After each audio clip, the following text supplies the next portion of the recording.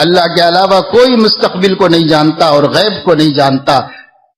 لا یعلم الغیب الا اللہ، سوائے اللہ کے کوئی غیب کا جاننے والا نہیں. عنده مفاتح الغیب لا یعلمها الا هو، غیب کے خزانے اسی کے ہاتھ میں ہیں، اس کے علاوہ کوئی نہیں جان سکتا کہ غیب میں کیا ہے.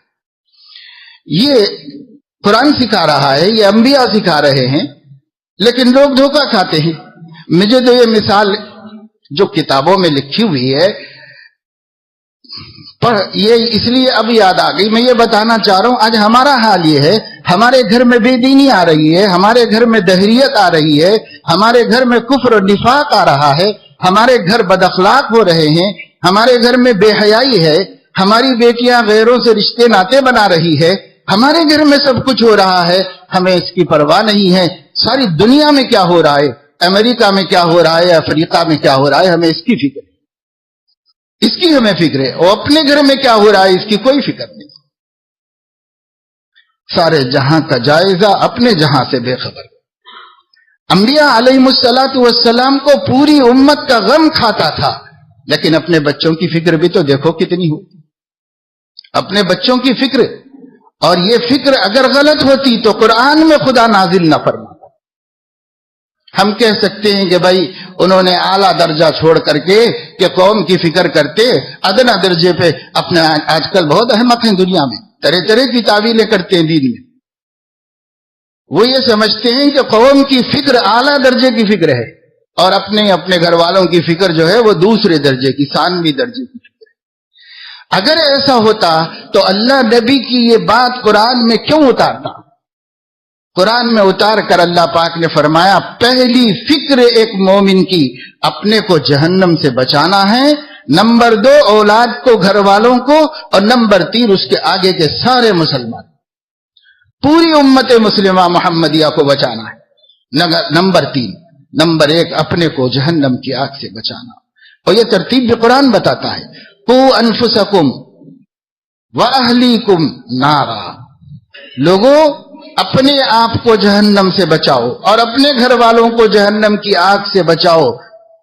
اللہ تعالیٰ نے ترتیب اپنے سے شروع. تو آج کیا ہو گیا؟ بالکل الٹا. ساری دنیا کی فکر سب سے پہلے، اور گھر والوں کی فکر اس کے بعد، اور اپنی فکر تو سب سے اخیر میں، کہ میرا عقیدہ صحیح ہے کہ نہیں ہے، میرا دین صحیح ہے کہ نہیں ہے، میرا قرآن صحیح ہے کہ نہیں ہے. اس کی فکر کتوں کو ہے. بڑے بڑے دین کی فکروں کی باتیں کرنے والوں کو بٹھا کے قرآن سنو، پھر حقیقت کا پتہ چل جائے گا. اللہ کی کتاب پڑھنا نہیں آتا 50 60 برس کے دینداروں کو قرآن پڑھنا نہیں آتا ہے. پکڑ کے بٹھا کے سن کے دیکھ لو، اگر یہ بات آپ کو یقین نہیں آتی ہے تو کسی جاننے والے کو سنا کے دیکھ لو. عمریں بیت رہی نمازیں پڑھتے ہوئے قرآن پڑھنا نہیں آتا ہے، اور اس کی فکر بھی نہیں ہے کہ میں تجوید سیکھ لوں، کوئی اس کی پرواہ بھی نہیں. حالانکہ ہمارے بزرگوں کو اس کی بڑی فکر تھی. جس نے بھی دین کی تعلیم دی تو یہی تعلیم تھی.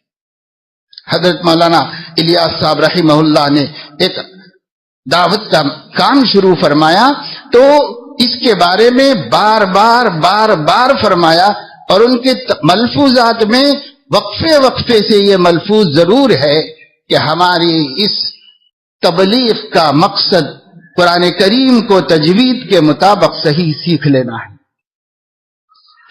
ہمارے اس کام میں لگے ہوئے لوگوں کو روزانہ 10 سے 15 منٹ تجوید کے سیکھنے پہ صرف کرنا ہے. یہ تجوید جس کا حکم اللہ نے نبی کو دیا تھا اور تغنی بالقرآن کا پابند کیا تھا، وہ تغنی تجوید ہی تک کو کہتے ہیں جو صحابہ سے ہم تک پہنچی ہے. ہمارے ہر کارکن کو قرآن مجید کی تجوید سیکھنا لازمی ہے، فرض ہے. اگر قرآن مجید کی تجوید نکلنے کے زمانے میں زیادہ نہیں سیکھ پاتے تو فکریں پیدا کر کے بھیجو کہ جا کر اپنے گھر میں اپنے امام سے، اپنے محلے میں اپنے عالم سے سیکھیں، اور سیکھنے تک چین سے نہ بیٹھیں. یہ سب بتایا گیا ہے نا. اب جب زمانے میں چھوٹے بڑوں کو بے وقوف سمجھنے لگے، اس وقت بڑوں کی باتوں کی کیا پرواہ ہے چھوٹوں کو؟ بڑوں کی باتوں کی کیا اہمیت ہے ہماری نظر میں؟ ہم تو اپنے علماء کو، اپنے اکابر کو، اپنے بزرگوں کو یہ سمجھ رہے ہیں کہ اگر وہ آج زندہ ہو جائیں تو ہم ہی ان کو دین سمجھا دیں گے، ہم ہی ان کو دین سمجھا دیں گے۔ اس مقام پر ہمارا غرور پہنچا ہوا ہے کہ ہمارے بڑے زندہ ہو جائیں تو ان کو دین ہم بتائیں۔ یہ بہت خطرناک صورتحال ہے۔ کسی خاص طبقے کی بات نہیں کر رہا ہوں، اب کسی بھی طبقے کے ایک بڑے آدمی کو پکڑو اور اس کا قرآن سن کے دیکھو۔ میں نے زندگی کے تجربے میں بہت دیکھا ہے۔ تفسیر کرنے بیٹھے ہیں ایک صاحب قرآن سامنے لے کر، قرآن کا بیان کرنے کے لیے، قرآن کی تفسیر بیان کرنے کے لیے، اور جب انہوں نے 2-4 آیتیں تلاوت کی تو خطرہ یہ ہے کہ اس طرح پڑھنے پر ایمان بھی باقی نہ رہا۔ اور یہ مفسر ہیں، یہ قرآن کی تفسیر کرنے کے لیے بیٹھے۔ جھوٹی بات خدا کے گھر میں نہیں کہہ رہا ہوں، آنکھوں دیکھی بات بتا رہا ہوں، آنکھوں دیکھی بات۔ جس کو اتنی تمیز نہیں تھی کہ وہ قرآن کہاں رکھے۔ مسجد میں داخل ہوئے ایک صاحب تفسیر کرنے کے لیے، قرآن لے کے آئے ہاتھ میں، جزدان نہیں کچھ نہیں، چلو ٹھیک ہے، لے کے آئے ہاتھ میں۔ مسجد کی سیڑھیاں تھی باہر کے حصے میں، 3-4 سیڑھیاں چڑھنے کے بعد اندر مسجد تھی۔ یہ موصوف وہ قرآن سیڑھیوں پہ رکھ کے نماز پڑھنے کے لیے اندر آئے، اور یہ مفسر قرآن ہے، مفسر قرآن۔ تو خیر ادب تو گیا زمانے سے، میں ادب کا رونا کیا روں، میں بتا رہا ہوں کہ قرآن کا پڑھنا سیکھنا فرض ہے یا نہیں ہے مسلمانوں پر۔ وہ تو بچپن میں آ جانا چاہیے تھا، لیکن 55 تک بھی نہیں آیا۔ سن کے دیکھ لو، تجربہ کر لو، کسی جاننے والے قاری کو سنا کے دیکھ لو میرا قرآن صحیح ہے کہ نہیں۔ اب بڑے بڑے باتیں کرتے ہیں، بڑے بڑے کاموں میں لیڈر بننا چاہتے ہیں، بڑے بڑے، بس ان سے چھوٹا کوئی ہے ہی نہیں زمانے، مگر قرآن پڑھنا نہیں آتا۔ اس کا نتیجہ یہ ہوتا ہے کہ ہم مر جائیں گے اور ہم سے اللہ پوچھے گا میری کتاب پڑھنا آتا تھا؟ تو ہم نہیں بتا سکتے۔ 3 سوال سب کو معلوم ہے قبر میں ہوں گے۔ لوگ 40 قدم جانے کے ساتھ ہی آ جائے گا فرشتہ، اور 3 سوال ہوں گے۔ چوتھا سوال اس کے اندر یہ ہے، یہ سب باتیں تجھے کہاں سے معلوم؟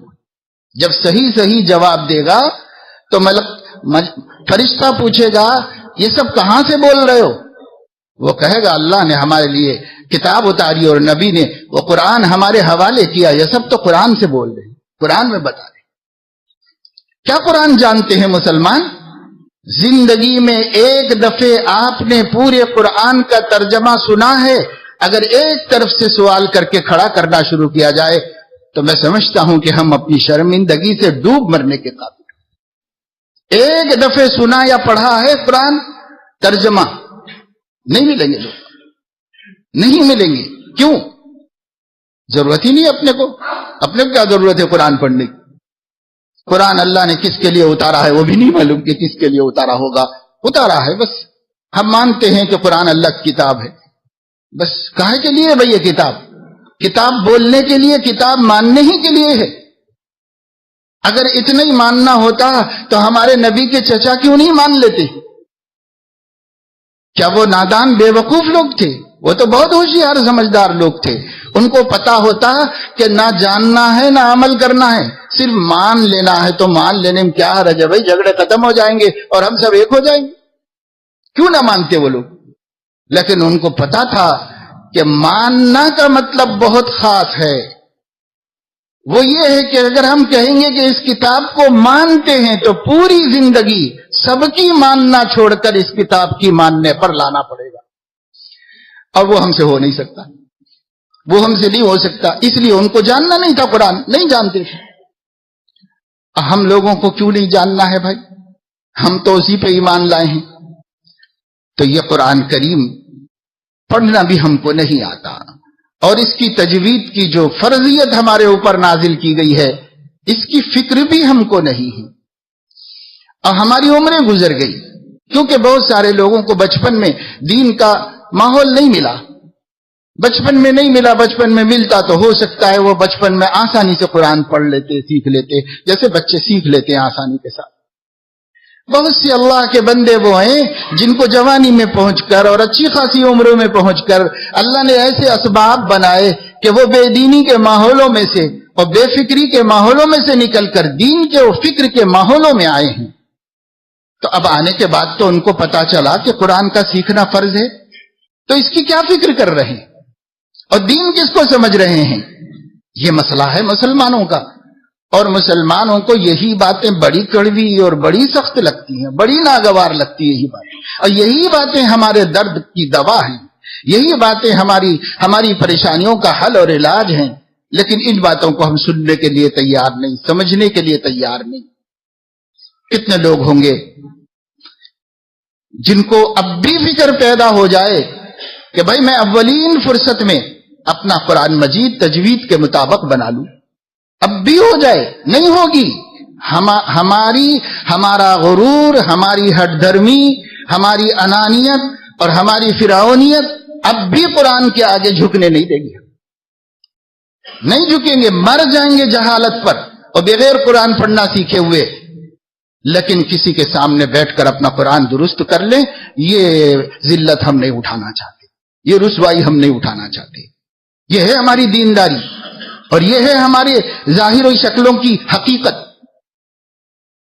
جس سے ہم نے انسانیت کو دھوکہ دے کے رکھا ہے کہ ہم بھی بہت بڑے دیندار لوگ ہیں. یہ حقیقت ہے ہمارے غرور کی، یہ حقیقت ہے ہمارے تکبر کی. اگر تکبر نہ ہوتا تو چاہے 80 برس کا بوڑھا ہوتا فوراً نورانی قاعدہ لے کے بیٹھتا. مجھے یاد ہے آنکھوں کا دیکھا ایک واقعہ، ایک بہت بڑے عالم شیخ جن کا عرب و عجم میں چرچا تھا، اپنے شیخ سے ملنے ہندوستان تشریف لائے. حضرت مولانا حکیم اختر صاحب رحمت اللہ علیہ، حضرت مولانا شاہ ابرار الحق صاحب رحمت اللہ علیہ کی خدمت، اور ملک بھر سے بڑی بڑی علمی شخصیتیں جن کے بہت سے آپ نام بھی نہیں جانتے ہوں گے، لیکن ملک بھر کی بڑی بڑی علمی شخصیتیں ان سے ملنے کے لیے روزانہ آ رہی ہیں، جا رہی ہیں، آ رہی ہیں، جا رہی ہیں، ان کی مجلس میں بیٹھ رہے ہیں اور ان کا بیان سن رہے ہیں. ایک دن ان کے شیخ مغرب میں کہتے ہیں کہ بھائی مغرب کی نماز آج حکیم صاحب پڑھائیں گے. آگے بڑھے اور انہوں نے مغرب کی نماز پڑھائی. حضرت کا مزاج تھا، بڑے اعلیٰ درجے کے مربی تھے. حضرت نے نماز کے بعد مسجد ہی میں اتنے بڑے عالم اور شیخ اور پیر اور ان کے لیے آئے ہوئے سینکڑوں مہمان اور سینکڑوں طلبہ مسجد میں، حضرت نے یہ فرمایا ماشاءاللہ حکیم صاحب کلام پاک اچھا پڑھتے ہیں لیکن ایک آنچ کی کسر ہے، یعنی تجوید پوری نہیں بنی، یہ کسر ہے، تھوڑی سی کسر ہے، یہ فرمایا. تو ہو گئی بات ختم. مخلص لوگ اپنے بڑوں کی تاکید کو، نصیحت کو، نکیر کو برا بھی نہیں سمجھتے، خوش ہوتے ہیں کہ دیکھو ہم کو اپنا سمجھا اور ہم کو سکھایا، اس سے خوش ہوتے ہیں. صدق طلب ایسی ہوتی ہے. تو میں نے خود میں نے اپنی آنکھوں سے دیکھا. اگلے دن مدرسے میں ترانہ ہو رہا تھا، چھوٹے چھوٹے بچے، وہاں ترتیب تھی، یہ عالمیت پڑھنے والے کی لائن الگ اور دوسری لائن حفظ کرنے والوں کی، یہ ناظرہ یا قاعدہ، ایسے ترتیب سے بچے کھڑے تھے. تو حضرت حکیم صاحب رحمت اللہ علیہ نورانی قاعدہ لے کر قاعدہ پڑھنے والے بچوں کی صف میں کھڑے ہوئے تھے، قاعدہ پڑھنے والے بچوں کی صف میں کھڑے ہوئے تھے. یہ اخلاص ہے، یہ للہیت ہے، یہ خدا کے لیے جینا ہے، یہ خدا کے لیے اپنی اصلاح کی فکروں میں لگنا ہے کہ میرے اندر کوئی کمی نہ رہ جائے میں جب خدا کے سامنے حاضر ہوں. اس کی فکریں ہیں. اللہ اکبر، کس طرح مٹایا لوگوں نے تو اللہ نے ان کو اٹھایا اور اللہ نے ان کو سارے عالم میں ان سے کام لے لیا. اللہ پاک. لیکن آج ہمیں فکر ہے ہماری شان اور صرف شان ہم کو نہیں بیٹھنے دے رہی ہے قاری صاحب کے سامنے، نہیں بیٹھنے دے رہی ہے حافظ صاحب کے سامنے. اب یہ عمر میں جا کے اب جا کے رٹوں، اب جا کے مخارج درست کروں؟ نہ درست کرو، موت آنا یقینی ہے اور خدا اس کا سوال برابر کرے گا. اور اس کا جواب دینے کی جس کو جرت ہے وہ نہ سیکھو، اور جو خدا کے سامنے جواب دینے کی ہمت نہیں محسوس کرتا وہ اب سیکھنا شروع کرے، اب سیکھے اور اپنے بچوں اور اپنی عورتوں کو سکھائے. اللہ اللہ اللہ اللہ